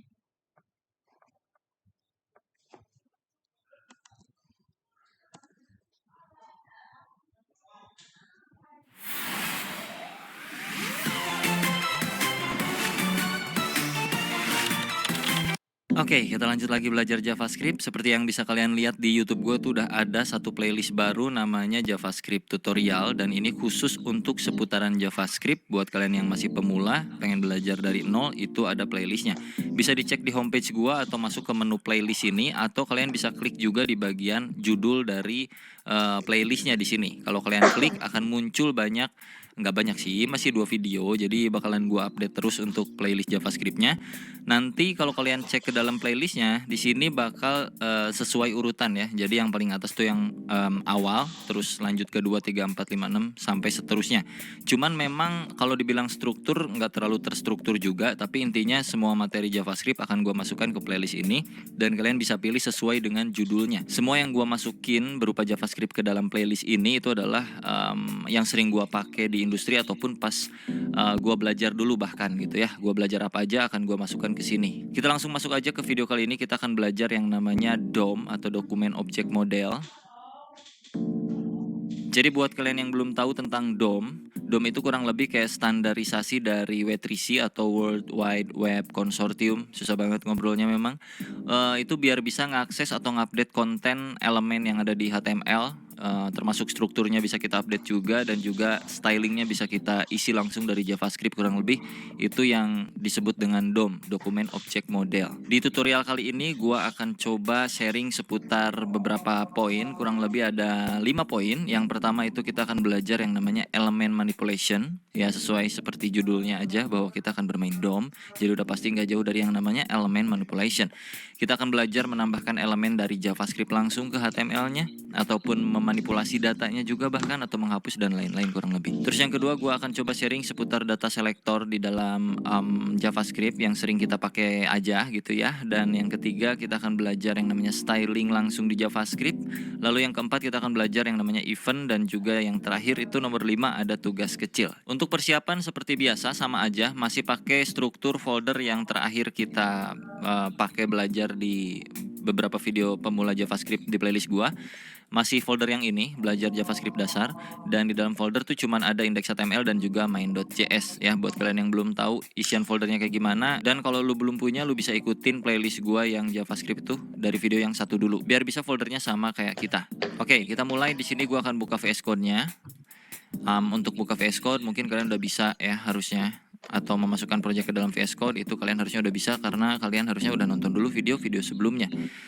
Oke, di sini ada index HTML, gua rekap sedikit, dan juga di sini main.js gua kosongkan, nggak ada apa-apa karena kita akan belajar dari nol lagi untuk DOM, dokumen object model, karena itu berbeda ranah dari yang sebelumnya di tutorial gua di playlist JavaScript-nya. Untuk indeks HTML-nya itu cukup kita panggil JavaScript-nya doang. Di sini di baris ke-7 kurang lebih di HTML-nya itu kita integrasikan main.js-nya ke dalam HTML sini kayak begini. Oke, di sini strukturnya cuma punya title doang. Title-nya di sini ada D. Afrizal dan juga ada H1 belajar JavaScript dasar. Kita mulai dokumen object model yang pertama di main.js. Kita akan coba mengubah isian dari indeks HTML ini lewat JavaScript tanpa kita ngoding di HTML-nya. Oke, itu tujuan kurang lebih kalau kita bermain DOM, salah satunya itu ya. Kita open dulu untuk indeks HTML-nya. Gua klik 2 kali. Muncul seperti ini dan kita akan mulai coba perhatikan di bagian atas sini. Title itu masuk ke bagian D. Afrizal sini. Dan salah satu hal yang paling sederhana di dalam dokumen object model adalah merubah bagian-bagian ini gitu ya. D. Afrizal akan kita ganti dengan kata-kata lain. Di dalam indeks HTML itu ada D. Afrizal, gue nggak akan ubah, jadi kita ubah dari main.js. Gimana cara ngubahnya? Kalian tinggal ketik aja dokumen titik title. Karena di sana kan namanya title, maka lu bisa masuk langsung ke sini dengan keyword awalnya tuh document, terus pakai titik title.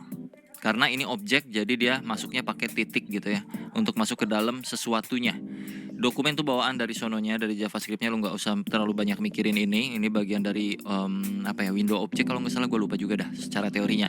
Tapi intinya kalau mau masuk ke bagian title, lu ketik aja dokumen.title. Cuman sebelum kita ubah, lu mesti tahu dulu apa isi dari dokumen.title sebenarnya, ada atau enggak. Dengan cara troubleshooting yang selalu gue bilang, dengan cara apa? Masih ingat?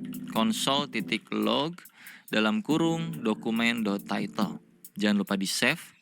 Terus lu pergi ke browser lagi dan refresh browsernya.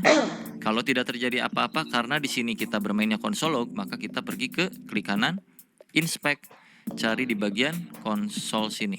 Oke, console. Dea Afrizal. Jadi dokumen title saat ini adalah Dea Afrizal. Mana tadi? Aduh. Nah, ini ya. Sekarang kalau kita ubah dokumen.title, ini masih nyambung dengan materi yang kemarin ya, materi yang assignment to variable, kurang lebih assignment values to variable. Jadi kita masukin values baru untuk title, yaitu taruh aja di sini, siapa nama lu? Fikri Gobles misalnya gitu ya, Fikri Gobles. Lu save lagi, oke? Lu lihat ke bagian browser, kalau lu refresh, bagian title di bagian sininya, di bagian tab browsernya itu berubah jadi Fikri Gobles. Kalau kita console log di bagian sini untuk dokumennya lagi, console.log dokumen.title, maka title terakhir itu akan menjadi, kalau kita refresh, Fikri Gobles. Yang awalnya di Afrizal berubah menjadi Fikri Gobles. Itu materi pertamanya, sederhana. Kita nggak akan terlalu banyak mainin si title, jadi ini console gua hapus dulu.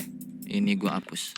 Kalau kita mau ambil isian HTML-nya, ini, H1 ini, itu berarti dia kan ada di dalam body, maka kita bisa panggil dia lewat dokumen.body.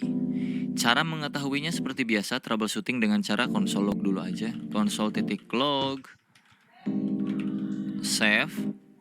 Lu akan lihat ada apa aja elemen yang ada di dalam body. Kalau kita refresh browsernya, body muncul ke sini dan isinya adalah H1 belajar JavaScript dasar bla bla bla bla bla bla. Sekarang gua akan hapus H1-nya biar kita bermain full dari JavaScript-nya aja. H1 di HTML-nya kita hapus semua. Oke, sisain cuman script doang sini. Dan ini kayak begini. Jadi kalau kita save di browser tidak akan muncul apa-apa.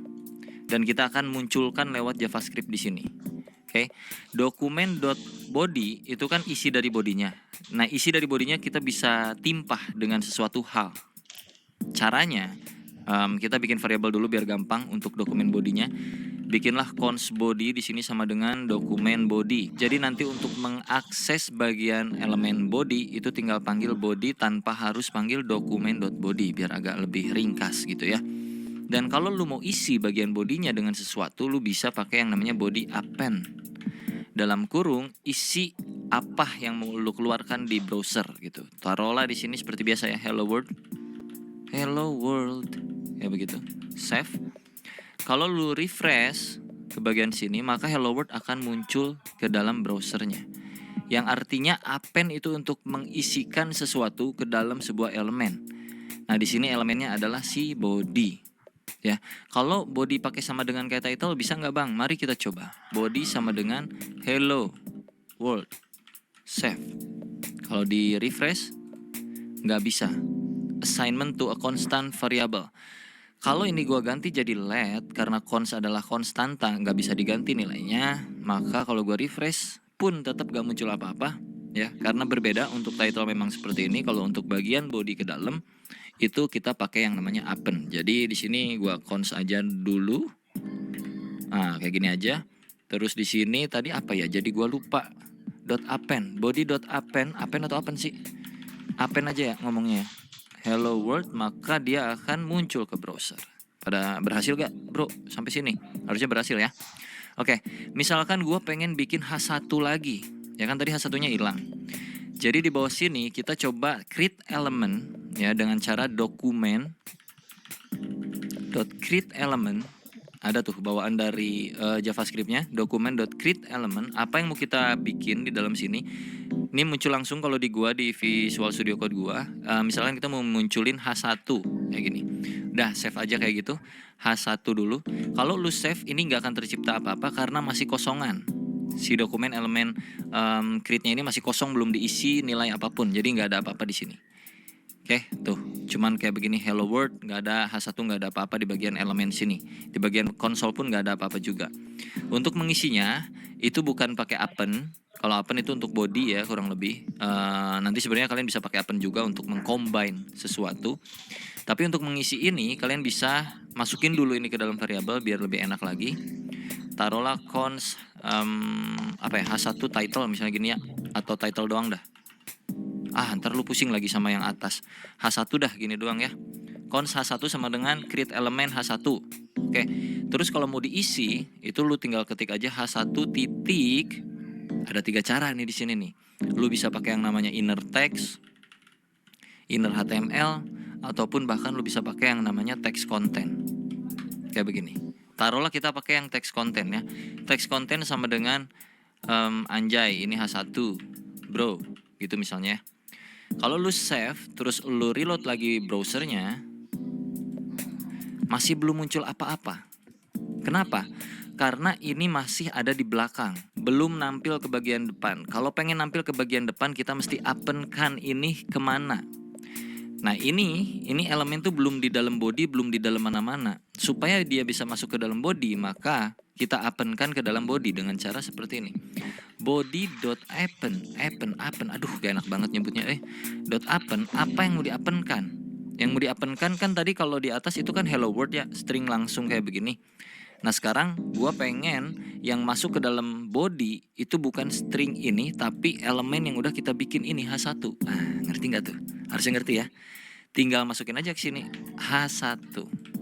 Oke, kalau lu reload browsernya, anjay ini H1 bro. Ada yang mau ditanyain gak? Kalau mau ditanyain sekarang, tanyain dulu di kolom komentar bro, biar gak pusing berkelanjutannya nanti gitu.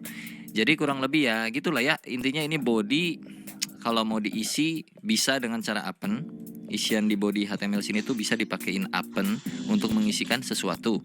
Apapun itu, mau string, mau elemen itu bisa. Tapi kalau string ya langsung aja kayak gini. Kalau elemen, syaratnya lo harus bikin dulu elemennya. Apakah H1, H2, H3, div, tabel ataupun lain-lain. Elemen atau elemen sih? Elemen lah, elemen ya. Nah di sini kan kita udah bikin H1 variabel yang nampung elemen baru dengan elemen H1 ya. Jadi kita bikin elemen H1 atau heading 1 yang artinya teksnya besar. Terus ini kan kalau kita sebaris ini doang belum ada isinya dong. Itu baru elemen H1 seolah-olah kayak begini doang nih kalau di HTML-nya. H1 tutup H1, kayak gitu doang. Terus di bagian sini itu kita isi teks kontennya, yang artinya di tengah-tengah sini di dalamnya itu kita isi, bro. Jadinya ini keluar seperti ini, H1 anjay, ini H1 bro, gitu. Nah, kenapa? Karena ya ini kan yang kita isi di dalam H1. H1 teks konten isinya anjay, ini H1 bro. Nah, kenapa kalau nggak di-append dia nggak muncul ke bagian browser? Karena kan ini mau dikemana ini? H1 ini mau dikemana ini? Hasil akhir ini nih, ya mau dimasukin ke dalam body dong. Karena kan HTML itu ada di dalam body kalau mau muncul ke browser ya kan. Jadi kita append lah. Apa yang di-append? Append. H1 yang di-append gitu. Mengerti dong. Oke, lanjut ya. Kita coba bikin pakai yang lain-lain. Taruhlah di sini kalian bikin lagi elemen baru. Cons nama saya misalnya gitu, sama dengan document.createElement pakai P aja misalnya ya kan. Terus lu masukin di sini P copy si nama saya variabelnya dot. Tadi kan teks konten nih. Kita coba pakai yang lain ya, pakai inner HTML sama dengan Dea Afrizal. Ini sebenarnya sama aja, teks konten inner HTML, cuman ada perbedaan sedikit nanti. Tapi intinya sama-sama muncul ke bagian browser. Ntar gue jelasin. Kalau kita save dan kita reload, dia tidak akan muncul. Nah, masih ingat kenapa dia nggak akan muncul? Karena belum di append, betul sekali. Jadi body.append itu kita masukin nama saya gitu ya. Save, kalau kita reload, boom, Dea Afrizal muncul. Oke, sekarang kita pakai yang satu lagi. Cons nama kamu sama dengan document.createElement. P lagi dah, boleh, atau B dah. Nama kamu titik inner text sama dengan nama kamu siapa? Fikri Gobles. Kalau di refresh, ini di save ya, terus di refresh itu nggak akan muncul. Tapi kalau kita append nama kamu, save terus lu reload lagi, ada Fikri Gobles berupa tag B, Dea Afrizal berupa tag P, H1 anjay berupa H1, hello world string kosong karena tadi di append di atas kosong. Jadi ini kita hapus saja. Begini. Pusing sampai sini? Seharusnya tidak ya. Nah, ini perbedaan ketiga ini salah satu yang paling mencolok adalah kalau kita injek lagi ke bagian, kok injek sih? Kita masukin lagi sebuah elemen ke dalam sini, taruhlah yang teks konten di sini ada i ya di dalamnya, i kayak gini. Terus di sini, oh jangan i, marque gitu, marque. Nah, tutup marquenya. Ini cara-cara jadul yang menakjubkan dulu waktu pertama kali ngoding. Nah, ya kayak gini ya. Ini kan elemen HTML yang membuat teksnya bergerak nih. Kita masukin semuanya ke sini. Ntar kita lihat yang bergerak yang mana. Marque. Ya, lu masukin sendiri aja, pokoknya mah ikutin aja. Tutup marque. Nah, kita save. Nanti kalian bisa tahu nih perbedaan antara teks konten, inner HTML dan inner text itu apa. Oke? Marque ini artinya membuat teksnya berjalan dari kanan ke kiri, kurang lebih kayak gitu. Kita coba reload. Refresh. Silahkan. Ada yang tahu bedanya apa? Nah, simpulkan sendiri di kolom komentar ya. Yang mengerti berarti Anda siap lanjut ke materi berikutnya. Kalau tidak mengerti, assalamualaikum warahmatullahi wabarakatuh. Pokoknya mah ya. Gimana? Coba, udah komen, udah? Pause dulu videonya bro, gue mau ngopi dulu. Gua tidak akan menjelaskan apa perbedaannya, cukup dibuktikan saja kurang lebih seperti itu. Dan kalian simpulkan masing-masing. Kalau merasa kalian nggak yakin ya silahkan browsing sendiri atau cari di video lain di YouTuber lain ya. Kita lanjut lagi. Ini materi yang kurang lebih seputar apen-apenan lah ya. Bosen ya, kita move lagi ke materi berikutnya tentang data selector. Oke, ini akan gua hapus semuanya sampai sini. Sampai body juga akan gua hapus sebenarnya. Nah, gini aja. Oke. cuman bermain di title ini doang. Terus di HTML kita akan masukkan sesuatu. Taruhlah kita akan bikin yang namanya tombol, boleh di sini ya. Tombol, button, testing, atau jangan testing deh. Halo, klik saya gitu ya. Klik saya. Oke. Terus di sini kita punya ID. Pertama kita get by ID dulu ya. Jadi di sini ID-nya misalnya ID itu kurang lebih untuk ngasih tahu ini button tuh spesifiknya apa sih. Nah, supaya kita dari JavaScript bisa tahu ini button tuh punya nilai, jadi kita langsung masukin aja, taruh di sini BTN misalnya gitu ya. BTN 1 dah. Klik saya 1 misalnya gitu. Gua copy ini ke bawah, Ctrl C, Ctrl V.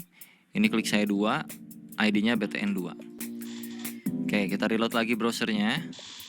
Reload. Ada klik 1 dan klik 2 ya. Oke, console log. Kalau diklik tidak terjadi apa-apa ya. Jadi kita akan coba modifikasi tampilan tombolnya. Jadi kita panggil dulu bagian ID-nya di dalam JS dengan cara taruhlah tadi namanya BTN1. Kita bikinkan variabel penampungnya namanya const BTN1 sama dengan document.get element by ID dalam kurung. Nah, ini adalah nama ID-nya. ID di BTN1 tadi apa? Di button yang pertama itu ID-nya BTN1. Kalau lu cek sini, ID BTN1. Terus untuk yang kedua, kita copy juga ini sama. BTN2.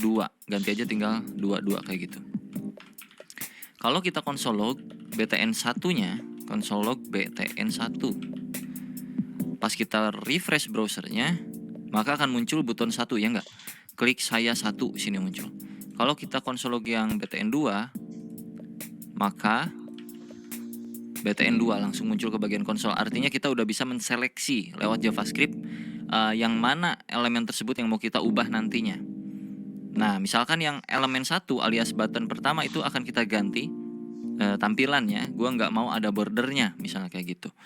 Kita coba di sini sekaligus juga dengan styling ya. Jadinya btn1.style.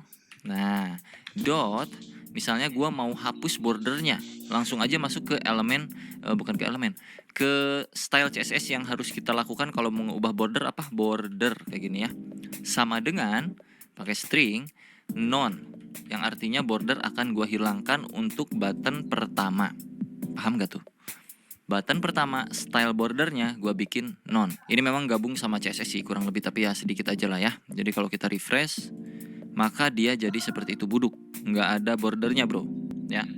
Untuk yang 1, kalau yang 2 masih aman. Lu juga bisa timpah-timpah dengan styling lainnya. Taruhlah btn1.style.padding misalnya sama dengan 8px kayak gitu. Save. Terus btn1.font size sama dengan misalkan 24px. Terus btn1.background sama dengan misalkan warna backgroundnya itu tomato kayak gitu ya. Terus udah gini dulu misalnya. Kalau kita refresh, waduh gitu ya. Kurang lebih itu berbeda sama button yang sebelah sini. Itu via JavaScript. Kurang lebih dengan cara yang seperti ini. Ini kalau bicara styling lewat JavaScript ya. Jadi pakai pemanggilan getElementById itu bisa, atau pakai yang satu lagi. Nah, BTN2 itu akan kita panggil dengan cara yang lain. Taruhlah di sini bukan ID nih. Misalkan kita punya kelas. Ya kan, biasa HTML itu ada kelas untuk supaya kita bisa styling pakai kelas gitu kurang lebih. Taruhlah di sini kelas BTN. Jangan BTN lagi lah, ntar lu pusing. Iya, boleh deh BTN2. Nama kelasnya BTN2, kalau ini ID BTN1.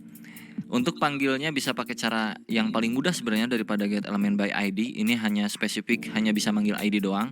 Kalau pengen universal itu bisa pakai btn2 sama dengan document.querySelector. Nah, dalam kurung lu masukin apa? Misalnya titik. Tadi kan nama kelas tuh pakai titik manggilnya. Kalau ID itu pakai pagar manggilnya. Kalau titik itu pakai kelasnya apa tadi namanya? BTN2. Oke. Kalau kita console log BTN2-nya, itu menghasilkan hal yang sama kayak tadi. Tuh, masih sama aja kayak tadi. Jadi, ini untuk data selector ya, untuk manggilnya bisa pakai getElementById. nggak perlu lagi pakai pagar di sini, nggak perlu lagi pakai titik, tinggal langsung masukin aja spesial khusus untuk ID. Kalau query selector itu bisa untuk apa aja.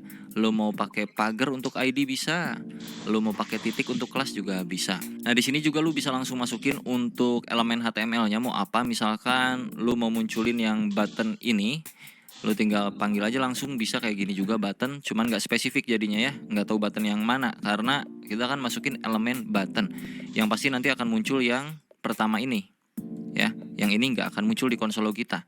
Jadi kalau kita konsol log BTN 2-nya atau BTN doang taruh lah ya, karena kita nggak spesifik mau cari apa yang mana, kelas yang mana, ID yang mana. Kita langsung ke semua elemen button itu kita cari, kita dapetin yang pertamanya yang mana. Misalkan kalau kita refresh ya ini dapatnya yang saya satu ini gitu ya.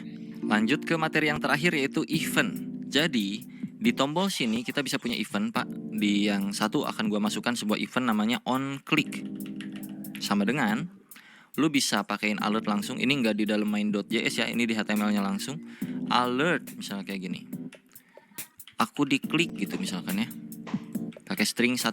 Jadi ininya string 2 di luar, terus alert string 1 di dalam atau kutip 1 di dalam, aku diklik, tutup lagi pakai kutip 2. Nggak boleh kutip 2 semuanya, nanti error.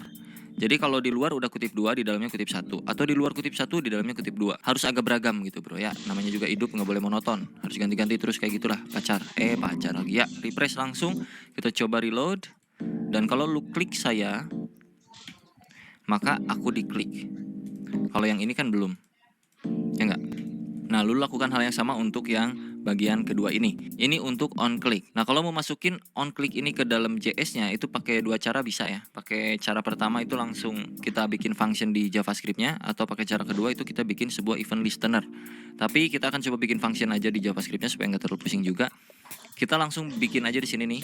Di dalam on click ini taruhlah nanti kita bikin function di dalam JavaScript-nya adalah function namanya misalnya ganti warna. Pakai buka tutup kayak gini ya. Nah, artinya ketika tombol ini diklik, kita akan cari ganti warna. Cari function ganti nama yang ada di dalam script main.js. Karena sekarang belum ada, jadi pas diklik itu belum di refresh, sorry. Ganti warna is not defined. Kelihatan di bagian konsol ya. So kita bikin dulu di bagian main.js. Ini konsol gua hapus dulu. Kita bikin function yang namanya adalah ganti warna. Pakai kurawal kayak gini. Bikin dulu konsol log biar aman.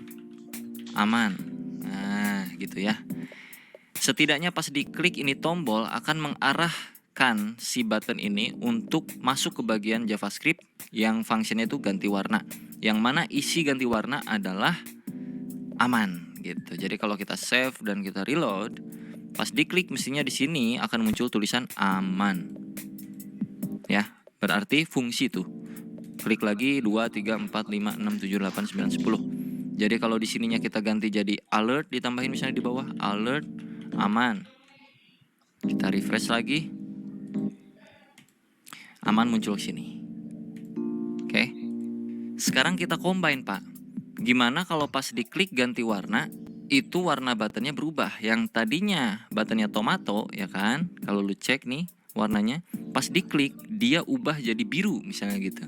Jadi di sini tinggal ini hapus dulu ya, btn 1 karena kita udah punya button satunya itu yang mana, .style .background sama dengan taruhlah kita ubah jadi aqua alias biru. Aqua itu biru kurang lebih ya.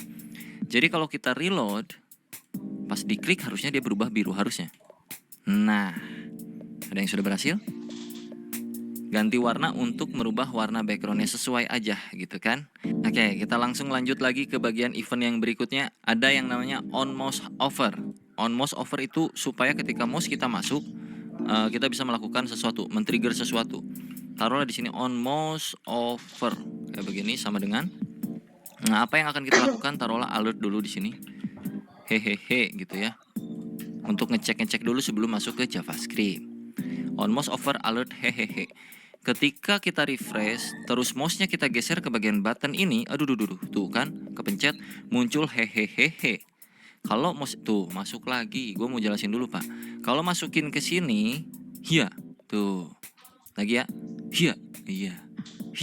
Artinya apa? Artinya kita bisa melakukan sesuatu lewat trigger tersebut. Ketika mouse kita masuk, kita mau ngapain? Nah rencananya gue pengen ketika mouse ini masuk bukan alert, tapi ubah ini tuh ya. Tapi ubah bagian klik saya, tulisan klik saya satu dengan lain-lain. Oke, kita coba. Masuk ke bagian main.js, kita bikin sebuah function lagi, function ubah teks. Nah, terus kita bikin kayak gini, console.log ubah teksnya. Oke. Kalau udah bikin function di main.js, kita bisa arahkan bagian mana yang mau diarahkan ke function tersebut. Bagian mouse over. Karena yang on click udah keganti warna, yang on mouse over gue mau arahkan ke bagian ubah teks. Jadi ini kita hapus, ubah teks. Save. Kalau kita refresh,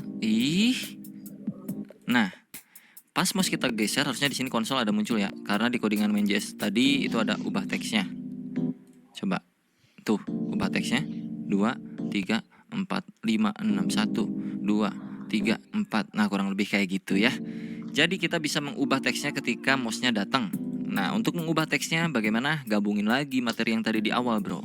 Ini gua hapus, btn1 dot text content. Bisa ya? Text content sama dengan apa misalnya? Hihihi misalnya gitu ya. Hihihi hahaha. Bolehlah. Save. Terus pas kita reload, seret kosong ya. Perhatikan tulisan klik saya satu ini. Kalau gua mouse ke sini, hahaha hihihi. Berhasil? Sama nggak? Reload lagi ya. Mouse-nya geser ke dalam. Bah. Ada satu lagi yang namanya on mouse out. Jadi ketika mouse kita keluar, kita balikin lagi ke seperti semula. Caranya di sebelah sini kita tambahin lagi on mouse out. On mouse out. Nah, sama dengan alert dulu seperti biasa. Out. Misalnya kayak gitu ya. Nah, kalau di save kurang lebih kayak beginilah hasilnya ya. Jangan lupa kita cek pakai alert dulu, terus kita reload. Kalau mouse kita masuk, klik saya akan berubah jadi hahaha hihihi. Kalau mouse kita keluar dari tombol ini, out. Rencana gua adalah pas keluar balikin lagi teksnya jadi teks yang original, yang mana sebelumnya adalah klik saya satu. Nah kalau kita bikin satu function namanya itu function oritext misalnya gitu ya, alias mengembalikan lagi teks. btn1 dot text content sama dengan klik saya satu tadi kan gitu ya. Jadi kita bisa arahin ke sini ketika mouse-nya keluar. Mana tadi? Nah ini alertnya kita hapus, arahin ke ori text. Jadi kalau kita save, ya ini on mouse over ubah teks, on mouse out ori text. Ini codingannya. Kalau kita save dan kita reload, tuh dia bolak-balik terus. Klik saya satu, set, hahaha hihihi. Pas diklik berubah jadi biru, pas keluar jadi klik saya satu, balik lagi, kayak gitu kurang lebih. Nah, alangkah lebih bagusnya kalau kita bikin default untuk text kontennya. Jadi di sini kita bikin aja langsung nih.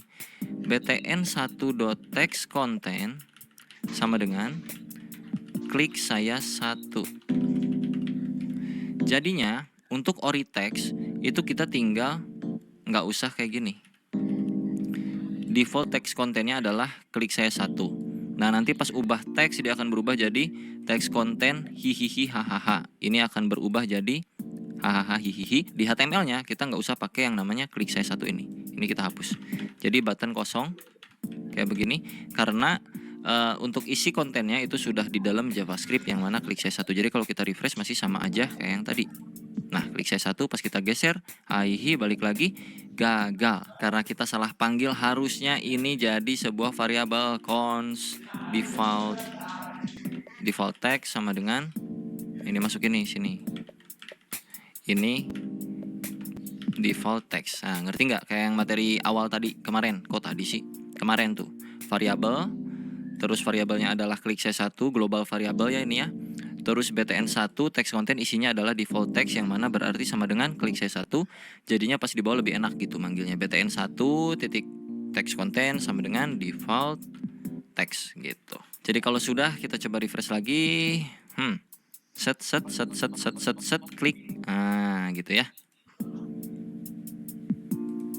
Gua kasih clue satu kali lagi sebelum kita masuk ke tugas ya.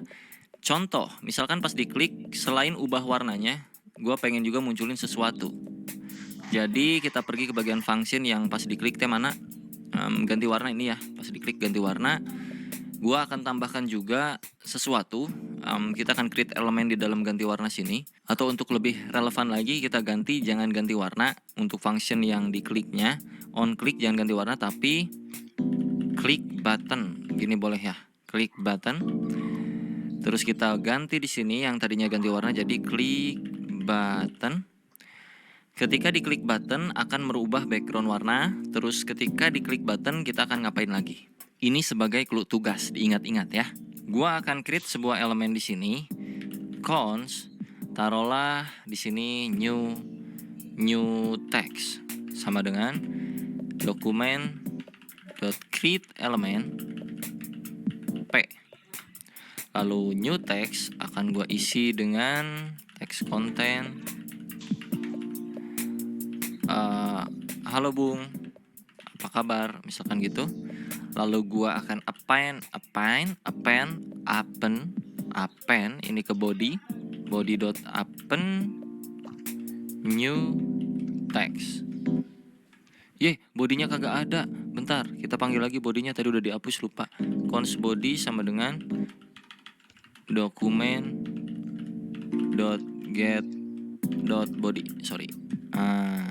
Jadi kalau gua refresh, ini kan kayak gini. Kalau diklik selain dia merubah warnanya menjadi biru, dia juga akan memunculkan sebuah elemen baru. Halo Bung, apa kabar? Nah, aman ya, kita masuk ke tugas ya. Tugas kecilnya adalah munculkan sebuah elemen HTML baru dengan isi berupa teks bertuliskan nama kalian. Oke. Tapi bukan ketika tombol diklik. Bukan.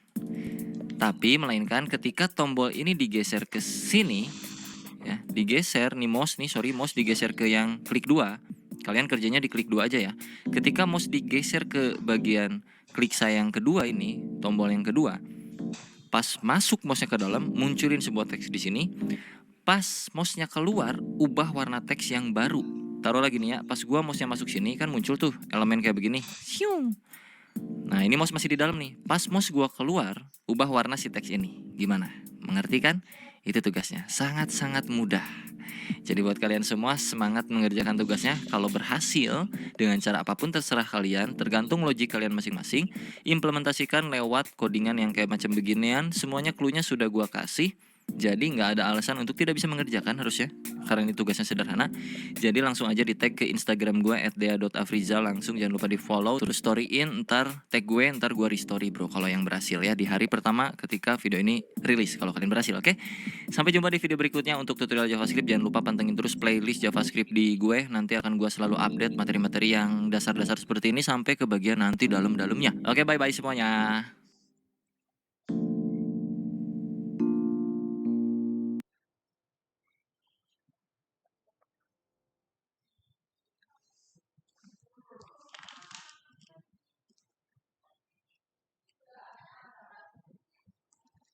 Sekian video bukti saya menonton kedua video tersebut.